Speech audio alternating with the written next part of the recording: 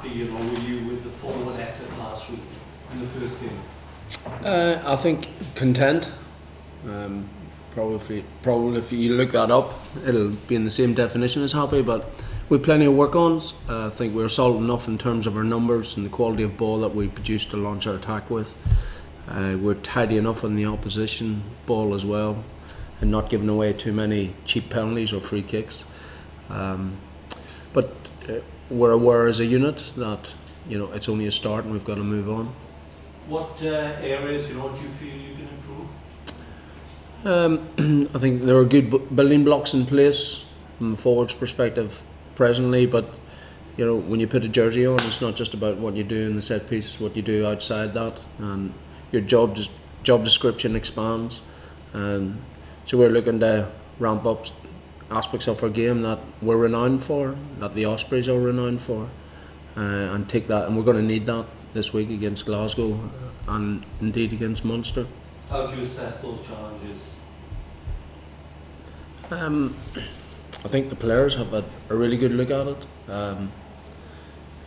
They know what it means to wear the jersey here. They know their own capabilities. They know their own standards. And I think if you had the luxury of being in the change rooms afterwards, and we won a game, but to them you could see the dissatisfaction on their faces. So they were disappointed with what we served up.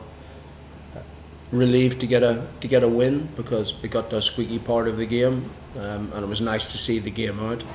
But there's been good internal workshops this week, good internal reflection on our subunit, on our unit work, and our teamwork, and it's about ratcheting that up now and delivering with actions on Saturday.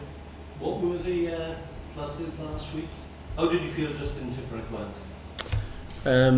Answer the first question, pluses wise, we started really well. That's a superb team try. I thought the number of phases we went through, and it showed you what we're about.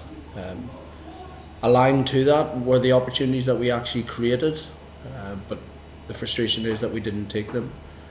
I think the second part of the question regarding tips, it's obviously his first game back, and if you look at his game in detail, there are aspects of it that he was very happy with. There are aspects where he knows he can be significantly better. We all know the quality player he is, and I suppose that individual performance reflects the team performance. Did you pick up any injuries? We're pretty good in that regard. Always a few niggles, a few bumps, so that was a blessing. That's a positive coming out of it. So pretty much got a full deck to pick from with regards to those who were involved last week. Are you expecting any people back, your long-term guys? At present, it's a bit of a drip feed, probably a week or 2 weeks too early for them. The hope is that we'll see some of those players over the next 2 to 3 games. I guess you're keen, as forwards coach, that Dimitri Arhip stays put next season? I think in the current market, players of Dimitri's calibre are going to attract interest from all over, particularly the budgets in France and England. We're all aware of that.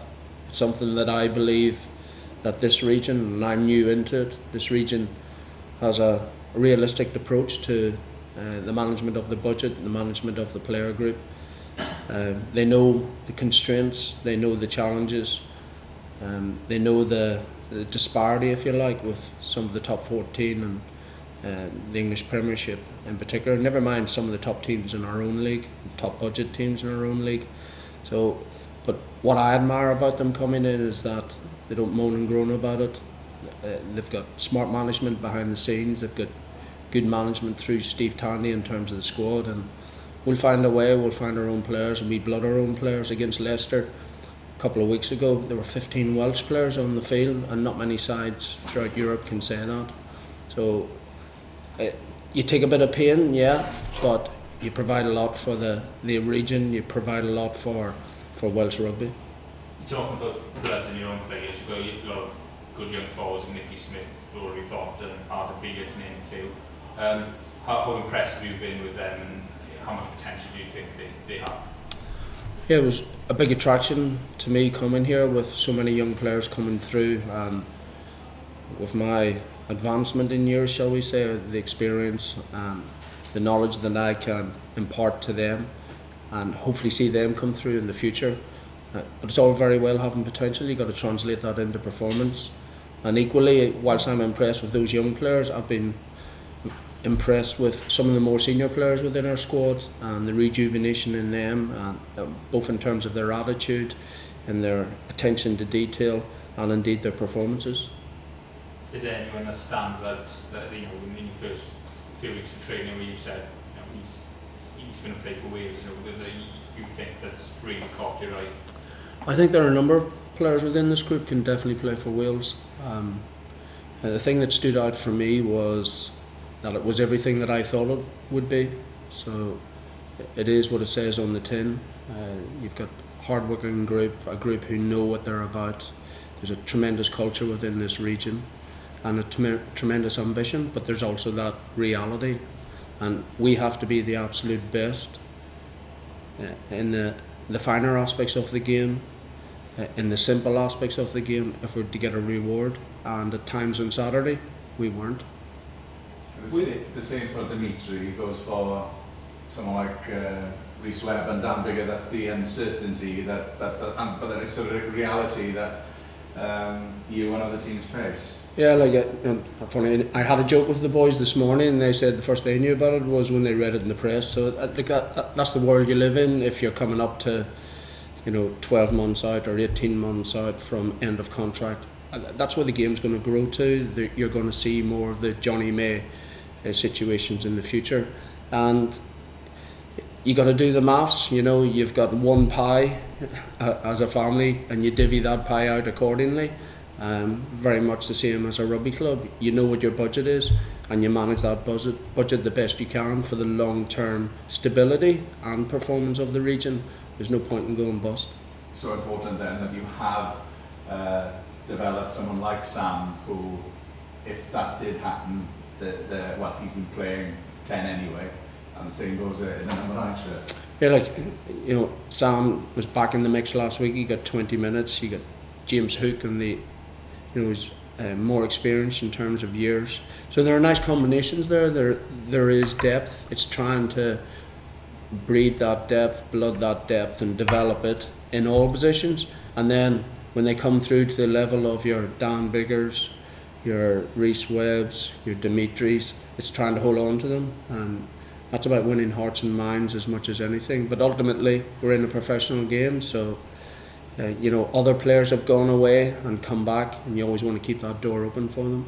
What were your views on the Ospreys when you were in the other camp, looking at them, and has anything surprised you about the region coming here for the first time? I think from outside looking in, and obviously very familiar with Tommy Bowes, a young player that I had a lot of history with in terms of development, and I was coaching him when he decided to come over here. I can see exactly what inspired him and enthused him about the region, and equally it's captivated my heart and the heart of my wife.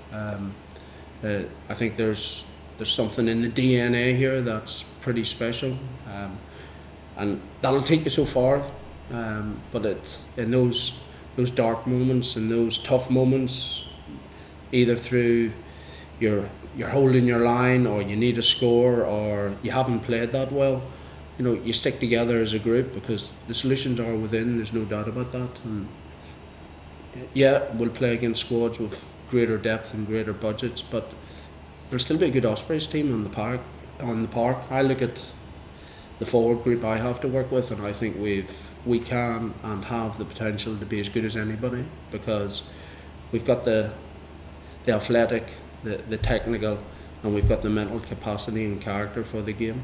What Glasgow side are you expecting this weekend? Is it going to be vastly different to the Gregor Townsend model? What are you expecting differently under Dave Rennie? I think if you view their games to date, a couple of warm-up games and against Connacht, although it was horrendous conditions in Galway, and there's still that intent to play rugby, and it is the Glasgow way. It's a model now. So yeah, like no doubt there'll be some adoptions. You assume nothing, but there is an expectation that they'll try and push the pace of the game. They'll try and use their backs. There's a lot of flair and a lot of pace there. They've the ability to punch holes, but they've also got the ability to take you on up front. So they've got a good balance. They've got they've certainly got depth to their squad when you look at the number of internationals within their group, both from within and out of Scotland. Going back to Reece, are you optimistic you'll be able to keep him? Reece Webb? Really, it's not my lane. I'll be quite honest with you. I haven't had any discussions or been involved in any discussions there. I just know that Reece Webb's tremendously committed to the Ospreys. I haven't asked him that directly, but I've seen it through his actions. I recognise it's a professional game, as I said. I'm sure someone, and I would be surprised if someone of his calibre, likewise other players of his calibre in every other club in the country, coming up to the tenure of their contract, aren't being or receiving attraction and offers from other clubs. But you want to keep your quality players. They're great for our young players coming through. They're great for Welsh rugby, and I think the danger is that you have too many players leaving your national environment, because those are the people that really spark the enthusiasm in the generations to come, and obviously provide for the spectator base as it is currently.